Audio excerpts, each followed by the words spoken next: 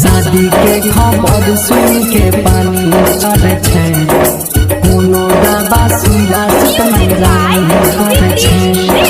शादी के खबर सुन के पानी चढ़े छे कोनो दबा सुइया सुतनाई रानी करे छे।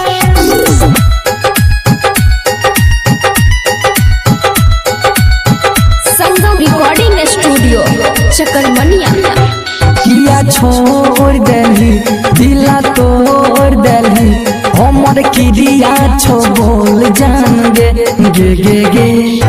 शादी के खबर सुन के पानी चढ़े छे कोनो दबा सुइया सुतनाई रानी करे छे। शादी के खबर सुन के पानी चढ़े छे कोनो दबा सुइया सुतनाई रानी करे छे। किया छोड़ देली दिला तोड़ देली हमर किरिया छो बोल जान गे गे गे गे।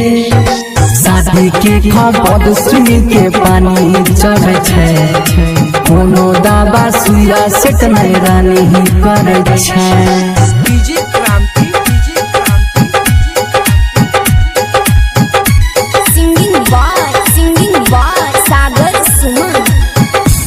झगड़ी के केतनो देखलिए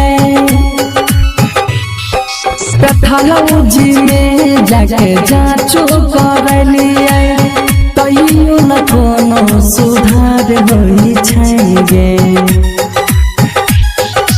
अब तो हमर खत्म कहानी हुए छे कोनो दबा सुइया सुतनाई रानी करे छे।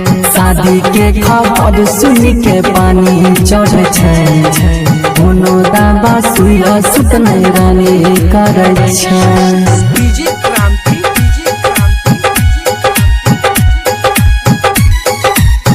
रिकॉर्डिंग बाय दुर्गेश जी। राइटर रंजित रणधीर दुर्गेश गे मरबू जी हम करतो थाना में केस गे महाकांत तोरा देता कॉलेज गे।